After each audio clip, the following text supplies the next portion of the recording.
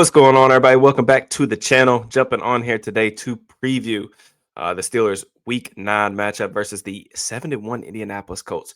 Who would have thought that the Colts would be here at this stage of the season? One of the more surprising stories for sure around the league. A lot to talk about in this one. These two teams have honestly, like, they've met almost every year over the past handful of years. So it's kind of cool just to see how this matchup has evolved. The Colts have done some really good things, especially Shane Steichen had a lot of success against Mike Tomlin defenses. Like, some of the numbers are just really, really impressive when you look back at the film. Steichen's offenses versus Pittsburgh, Philly, when he was the offensive coordinator there, 35 points, 401 yards. The last 2 years in Indy, 30 at 27 points, over 350 yards a pop. And he's been 3-0 against Mike Tomlin's defenses with the backup quarterback for most of those drives. If you recall, the whole interview thing where Mike Tomlin said that they wanted to keep Anthony Richardson in the game, didn't want to see Joe Flacco, all that stuff. How that matchup last year played out was interesting, to say the least. But the Steelers are at least at home in this one. There's a lot riding on this game, to be quite honest with you, because a lot has changed over the past 14 days in the AFC North. You look at Baltimore, they come away with that win in Chicago, or against Chicago, excuse me. And then, they get Lamar Jackson back. They win on a short week against the Miami Dolphins. So they're right back in the mix of this thing. You look at the betting odds. They're now the favorites to win the division at 3-5, which is kind of bonkers considering, again, where we were 2 weeks ago. Steelers have lost 2 straight. And if you look at the AFC kind of playoff landscape, to be honest with you, there's only one team that's probably going to make the playoffs in this division. Just hate to break it to you guys. I mean, you look at the way that Denver's playing, the way New England's playing, both those teams have 6 wins, and the divisions that they play in with Buffalo and Kansas City, those are 2 of the wild card spots. You got a meeting with the Chargers next week. Can't look ahead to that, but that's going to have playoff implications as well. The Steelers really need to try to find a way to get back on track. So I'm excited to talk through this matchup with you guys. But as always, if you guys could do me a favor, just like the video, subscribe to the channel, drop me a comment. All that stuff is greatly appreciated. Helps the algorithm, helps the channel continue to grow. Thank you guys so much for the continued support. So just want to talk through some injury stuff really quick. And the Steelers are really banged up in one area in particular, and that's at the safety position. They are going to be without Jabril Peppers in this one. Deshaun Elliott went on IR. Peppers has been his primary backup at the strong safety position. Chuck Clark is also going to be out with an illness. Him and Cole Holcomb both were ruled out on early Saturday. So that's going to be very interesting to see how the back end holds up. Juan Thornhill has not had a good start to the season, and then the Steelers traded for Kyle Duggar, New England Patriots safety, late round pick swap. I thought about trying to do some sort of film room on Duggar, but the more that I watched his film, I went back and watched all of his targets and all of his run stops and stuff for the past 2 seasons.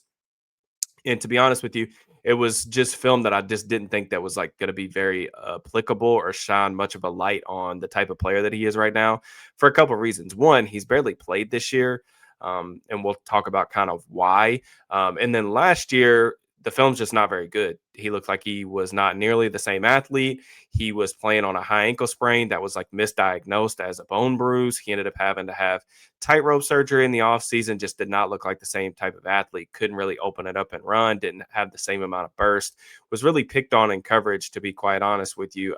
Teams are really attacking him, especially down the field and things like that. So at his best, Kyle Duggar, before his extension 2-3 years ago, I thought that was actually a pretty savvy move by the Patriots, because of the flexibility that he could give you, what he could do as a blitzer, what he could do in terms of playing in the box, mostly a box safety, but the physicality, really big hitter, can take on blocks and things like that, play the run, is a gap shooter, makes plays in the backfield.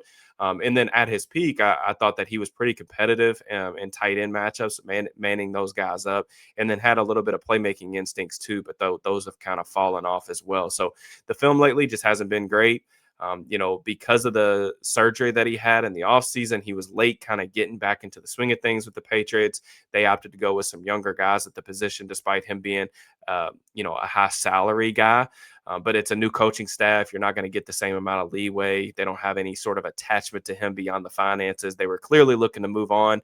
The Steelers didn't give up really anything to go get him. Like I said, a late round pick swap. The salary is it's a relatively low amount at this stage in the season. So it's a dart throw. One of the things I would just say is, like, one of the biggest issues right now the Steelers have in their secondary is like team speed. And it's no surprise, like when you look at the age of the guys that they got playing on the back end, Duggar's not going to be an asset there. But could he help you stop the run? And that's one of the big areas that Deshaun Elliott kind of helps this team when he's in there, being able to kind of bang with the big dogs in the box. So we'll see. The Steelers are going to need him though. He's only practiced 2 days, didn't really get in until I think it was Thursday, Friday, something like that. So only 2 days of practice. It's a really tall ask, so we'll see how he performs. Hopefully that goes well. The other thing that I would just say is Malik Harrison. Harrison was elevated from IR. He's going to, presumably maybe take some of Cole Holcomb snaps, but I would imagine that probably a lot of Peyton Wilson in this game, which again, I don't necessarily think that losing snaps from Holcomb and Chuck Clark is really a bad thing necessarily, other than it just affects your depth. From the Colts perspective, Jalen Jones, the cornerback, and Grover Stewart, guys that are questionable. The Colts have kind of had a lot of injuries at the cornerback position. Xavier Howard retired. Travarius Ward had a really unfortunate concussion. He was playing really good ball before he got hurt. So Colts kind of thin on the perimeter. It just hasn't really been something that a lot of teams have been able to expose just for a myriad of different reasons. Samson Ebukam, the rotational rusher, he is out in this one as well with the knee injury. Again, we mentioned Steichen's success against the Steelers, but I actually want to talk first and foremost just about the Colts offense. I mean, this is a team that is, not only playing like the best offense in the league, that they are on a absolutely historic pace. And it's been one of the more surprising storylines or things that I've seen in my time, like covering the league, or maybe even since I've been watching football since I was a kid. Just totally did not see this coming. And that's from someone that really respects Steichen as an offensive mind. I think he's got a lot of cool ideas, and I really like his offense. Just I didn't think that Daniel Jones had this level of play in him. But you look at all the numbers. They're first in EPA per play. They're second in success rate. They're first in points, first in yards. They're first in points per drive. The Colts are averaging 3.39 points per drive this season. So I think from the Steelers' perspective, you almost have to go into this game and say, like, not only do we need to score pretty much every time we have the football, we have to be ultra aggressive in terms of avoiding kicking field goals. I know that Mike Tomlin's like post-game presser comments have generated a lot of buzz on social media. I think a lot of that's just relative to like the fans being really disappointed with the expectations of how this team's performing, especially on defense lately. But one of the things that he did say that it was true last week and is especially important this week is the offense has to convert those drives once they get past the 50, not settling for field goals, going for touchdowns, putting the ball in the end zone. The Colts are 19th on the defensive side of the ball in red zone efficiency, I believe. So you can get after them. The Steelers have been relatively good when they've gotten the ball down that close, but just haven't been converting as well once they get past the 50 in recent weeks. And it's great to have an elite kicker. We talked about this in last week's recap, but you don't want him out there on the field a lot. And that's just one of the things. I think another thing with Tomlin is, especially early in the game, you got to be willing to go for some of these like fourth down conversions.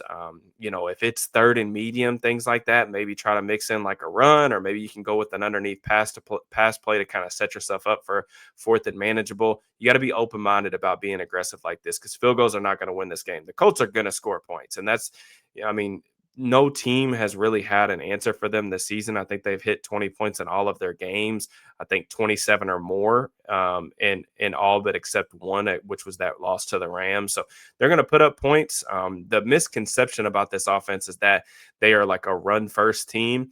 Really, if you look at the numbers and you watch them play, they're a team that likes to throw to score points and they run to win. So Jonathan Taylor is more of their closer than anything else. He's playing fantastic football, but really it's Jones in the passing game really putting them on the board early and often. They're first in points in the first half of games. What stands out most about this offense is Jones is just playing at an incredibly high level, even better than he did in that 1 year with Brian Daboll, where they went on that playoff run against the Giants. I've always admired Jones' toughness. He's a relatively good athlete, not really scrambling or running around nearly as much these days. But I just think he's been accurate. He's playing with more confidence and with more gumption than I think he has in a really long time. Throwing the ball down the field, ripping stuff with anticipation. I just think the level of comfortability in the offense really stands out on film. He just has very rarely looked flustered. And he's got a lot of weapons to throw to. You look at some of these guys that he's got out there on the perimeter, there's a lot of talent here. Maybe not like a superstar level player, but they've got a lot of good talent. And I think it really shows when you put like, sound quarterback play with a really nice, a good offensive mind, and then all these weapons. It's a really nice marriage for offensive ecosystem. I think the one thing that stood out to me the most when I go back and watch a couple games, getting ready for the preview, getting ready for the games, is Alec Pierce totally transformed his game. Like I said this on the Steelers afternoon drive, but when it comes to like film prep and things like that, I think he's been the most improved player that I've watched over any player through the first half of the season. He's always been a linear threat, the guy that can create explosive plays down the field. Indy is the number two explosive offense, or number one or number two explosive offense in the league so far this year. The Steelers are 31st. Not great from a matchup perspective, but Pierce has just really become much more well-rounded of a receiver, just as a route runner. He made a guy fall last week, L'Jarius Sneed, on a deep comeback route, just some eye-popping reps that I'm just not used to seeing. He's going to get a nice bag in the offseason. Michael Pittman, nice possession receiver. Shane Steichen has had some success spreading the Steelers out, especially against like some of their cover three looks in previous matchups, even though the Steelers are playing more man coverage these days. But if you look at last year's matchup, the Colts went 9 for 13 for 145 yards, over 11 yards per attempt against the Steelers cover three looks. They like to go empty. They'll put Josh Downs in the playmaker spot. He's a guy who has insane twitch, got in and out wiggle. They like to get him some option routes underneath. Can really be difficult to defend, especially in like tight spaces in the red zone.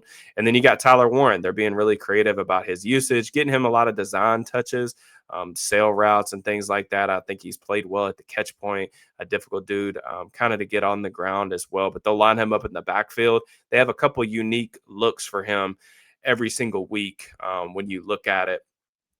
Some of the things that kind of worry me from a Steelers perspective about just the way that this Colts offense is constructed, beyond just like how well they've performed this season and like how these previous matchups have went against this offense, is the Colts are about middle of the pack in motion, but they are the number one team in terms of EPA per play when using motion. They're also the number one play action team in the league. So the way that they kind of weaponize their run game to kind of draw the second level defenders up and then hit those intermediate shots. Jones, 23% of his attempts are going to that intermediate area. They've had a lot of success doing that this season. And then, the Steelers, I did a film room earlier this past week about just their inability to, some of the baffling stuff that you see on defense, like with some of the decisions to run a lot of man coverage. They're not passing off motions very well. Even like pre-snap communications, just not being able to get lined up properly is concerning, especially against a team like this that clearly has a way of kind of weaponizing some of that stuff. But they are primarily a shotgun team. They like to live in 11 personnel, like I said, because they've got all of those different receivers. So it's going to be a big test for the Steelers cornerback room that just quite frankly hasn't played all that well.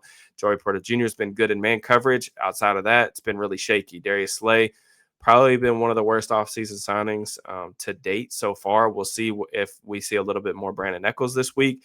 And then what's the deployment of Jalen Ramsey look like? One of the things that I did see with the Colts passing game, really the only negatives that I've seen, is that, Jones, when he has taken sacks this year, most of the sacks have been actually on him. Teams have been able to bring some like creeper pressures or overload blitzes where like he's actually been hot and not known he's hot. So could you maybe steal a possession or two with some creative looks on thirds down, maybe some slot blitzes? Jones took a sack last week against a slot blitz against the Titans where he was actually hot and got dropped by a free runner. Other than that, the offensive line and pass protection has been really solid. The tackles are solid players. I think the Steelers have better edge rushers, but those guys just haven't been making as many plays. The ball's coming out extremely quickly. We'll see if they can hold up enough on the back end. Bernard Raymond, their left tackle, can be a little bit susceptible to like inside moves. And I would say that if the Steelers are able to get in third long situations and get Nick Herbig on the field, look for him to maybe line up a little bit over their right guard, who is really been a nice surprise for them after they moved on from Will Fries in the offseason, but he can be a little susceptible to some quick twitch pass rushers. Baron Browning got him for a quick pressure last week, maybe a little two-hand swipe, cross chop. But again, got to get to third down. And The way you do that, got to stop Jonathan Taylor. And it's not just Jonathan Taylor. The offensive line, especially the interior, is playing at an incredibly high level. Quentin Nelson is moving people off the rock. They got a center in Tanner Bortolini, who's been one of the really brightest young players in the trenches this entire season. They're getting to the second level a lot. They're using a lot of like split flow. We already mentioned like the motion just to create favorable angles. A lot of 11 personnel, so you're going to be playing probably a decent amount of like over fronts in this one. Linebacker is going to have to get off some blocks. Defensive lineman going to have to hold the point of attack. It's easier said than done. They're a heavy inside zone team. The thing about Taylor is that he is a bigger back. He's 225, 230 pounds, but has the feet of a guy that's like 200. So when you combine the vision, the contact balance, the burst through the hole, it can get really scary really quick. And if he gets an opening of daylight, especially with the Steelers secondary that doesn't have a lot of team speed, we talk about guys that can create explosive plays on their own accord. Taylor is a guy that will turn what for normal backs or even average backs in the league would turn into like 10 or 12-yard runs. He will take them 80 yards to the house. He took a house call last week against the Colts. So he's a guy that you really got to be ready for. Taylor's really honestly stepped his game up a decent amount too, just in terms of pass protection. He's catching the ball out of the backfield pretty well as well. So not a whole lot of weaknesses. It's just really can the Cinderella shoe kind of fall off eventually with this Daniel Jones thing? But it's been really, really impressive, man. The thing that I would say about them is just trying to see if the Steelers can get an early lead in this game because the Colts have been playing with a lead pretty much the entire season long. And I think that it's hid some of their weaknesses on defense. I tweeted out earlier this week. I think some people took kind of offense to it, but I think this Colts defense is actually pretty gettable. Not that they don't have solid players because they do. I just think it's a lot easier to play on that side of the ball when you're playing with a 20-point lead. You know what I'm saying? So you look at some of the numbers, the Colts defense it's fine. They're 13th in points per drive, but they're 29th in yards per drive allowed. You look at some of the success rate stuff. Like I said, it's solid, and I think that Anarumo's done an extremely good job with the personnel that he's been given. I just don't think that they've had to play. I guess what I'll say most is like they've been playing on a lot of like easy mode type of stuff, and because of that, they haven't faced as much like heavy personnel like the Steelers like to roll out because they've been playing with the lead. They do see like an odd amount of play action for like how much they've been playing in those game scripts, but you can get them a little bit. They're 24th in success rate. They're in the bottom third of the league in terms of allowing explosive plays. Some of that is some of their weaknesses that they got on the perimeter. The big things that I notice on film is DeForest Buckner, they're kind of hunting matchups for him, especially on third down. He's their one of their better like 1v1 winners. The other guy that they've got is Latu, a guy that I really liked coming out of college, a real big technician, got a Santa's bag full of moves, cross chop, extremely technical with his hands, precise, understands how to set his counters up. He'll be mostly going up against like Broderick Jones, but I mean, they move sides a little bit as well. So Latu is a guy who creates a lot of pressures, not necessarily the best burst off the ball, but everything else is what you want to see off the edge. And then I think the other thing that really makes this defense go beyond Anarumo's scheme is just the safeties. I think in order for his defense to work, you think back to like when the Cincinnati Bengals were pretty good defensively, especially in certain matchups when it came to like the playoffs and things like that. It was when they had Jesse Bates and a younger version of Von Bell. That's why they went out and spent about a bunch of money on Cam Bynum. Bynum is a guy that takes the football away. He's really versatile. You can play him single high. He's got that range to him. He could play in some split safety looks, highly instinctual player, and someone that you can trust really to carry out a myriad of different assignments. And then Nick Cross has been another one of those guys that's been on a rookie contract that's kind of taken his game to another level, really ascended in this particular defense. They'll do some different things with him. He'll play in the box. He plays in man coverage. They'll blitz him a little bit off the edge, not just against the pass, but they'll do some run blitzes off the edge to kind of create some negative plays and get opposing offenses in some less than favorable down and distances. I would say that the weaknesses for this Colts defense are a couple things from a personnel perspective.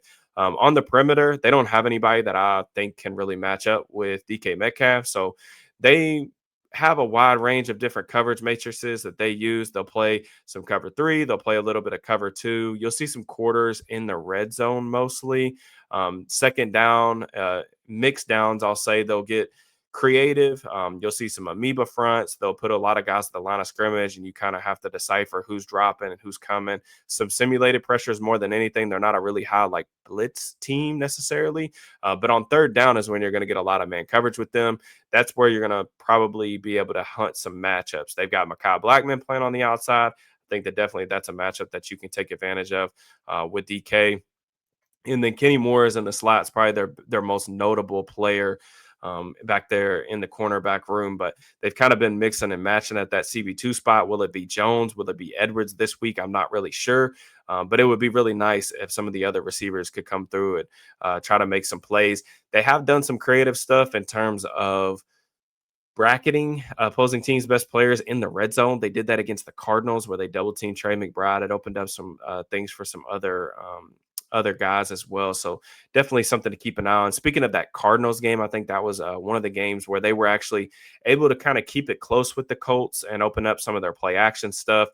The way that they were doing that is like trying to get to the intermediate area, a lot of crossing routes against that man coverage and taking advantage of them off play action. Their linebackers, Franklin and Jermaine Pratt, are good box players, but they're not great in space. So you make those guys cover, especially in space, and I think you can have some success against them in that regard. And then the other thing that I kind of noted that was something that you could take advantage of with them beyond just like matchup hunting was that they do kind of struggle a little bit against like perimeter runs and the numbers. This is something I noticed when I went back and watched the Rams game because they were the only team to actually beat the Colts this year. So I wanted to, and it's a really good matchup. I wanted to kind of see kind of how they were doing some of that stuff. They weren't really defending like outside zone very well. So one of the things that the Rams were doing, they were getting 11 personnel and running zone to the strong side. And kind of what the Colts were wanting to do is they would put a safety, either cross or their nickel corner, who was Mike Hilton that week, but would be Kenny Moore this week. They would put them down and create like a 5-man surface at the line of scrimmage, and they were just kicking that guy out. And then another thing that I just kind of noticed was their interior players. Like when you get them moving laterally, you can create some displacement on them. The Steelers have been super successful running the ball on the perimeter this year. You think I looked up some of the numbers. This was something that John Ledyard and I talked about this week in the Yens No Ball podcast. Shout out to that. If you guys want that, it's, sometimes an hour, 2 hours worth of content where John and I just go over like film room observations, stats, numbers, all that stuff. If you want that, you can become a member to the channel. It's $4 a month. It's the price of a small coffee. I think it's worth it. You get some additional like film room content there as well. But link in the description. But one of the things I talked about was that the Steelers are pitching the ball this year more than anyone else. You look at some of the success they've had with the jumbo packages, averaging almost 7 yards per rush with 6 offensive linemen or more on the field. So I don't know if they're going to be able to do it out of 11 personnel, how the Rams were doing it, and that could complicate things a little bit. But maybe you can get out to the perimeter against this team. They're 26th in EPA per rush against perimeter runs. So that was something I noted. They had 4 runs on outside zone to the strong side in that Colts matchup. The Rams did. So you're going to have to create some explosive plays in this one. Going to have to keep things close. Trying to think of some other stuff that I would think is, I mean, Anarumo does some really creative stuff in the pressure game. They do get a decent amount of pressure even without like blitzing at a high rate. They create a lot of free runners. So you just have to make sure you're really sound in pass protection, being able to pass off not just stunts in the pass game, but also in the run game. So communication, they're going to have Isaac Seumalo at left guard this week. So I think that was good. That kind of looked a little bit shaky considering he was dealing with that pec injury. But the Colts have also struggled a little bit with motion in the run game, the pass game as well. So some things that, to keep an eye on for sure. I would also, last kind of tidbit is that Pat Freiermuth's like best career games have pretty much all come against the Bengals. The Bengals' former defensive coordinator, Lou Anarumo. So this defense, it is very similar from a schematic standpoint for sure. So maybe Freiermuth can kind of go off. The Steelers are going to have to score some points in this game. I don't see that this being a low-scoring game whatsoever. Can they create some turnovers? They haven't been able to do that over the past couple of weeks. They haven't been able to get to the quarterback well enough over the last couple of weeks. So we'll see what changes they make on the back end, especially, do they feel comfortable playing man coverage against these guys? We will see. Hopefully, it's a little bit colder in Pittsburgh than it is in that nice indoor stadium that they got there in Indianapolis, and maybe that'll play to their favor. Kind of just make it ugly. And see if you can come out on top. It would be a nice week for like a special teams splash play or something like that as well. So, as always, I appreciate the continued support for the channel. Just to plug some other stuff, I did the film room earlier this week on some of the miscommunications on the Steelers defense. NFL copyrighted it, of course. Appreciate that. But we did gain a decent amount of new subscribers to the channel. So if you're new to the channel, what's up? Appreciate y'all joining the community. Again, let me know if this is your first one of these previews, if you like the content, all that stuff. I'd really appreciate it. And then just again, if y'all want more content from me, consider becoming a member to the channel. My written work at SteelersNow.com. Wrote an article recently about just the each AFC North team's best path towards winning the division.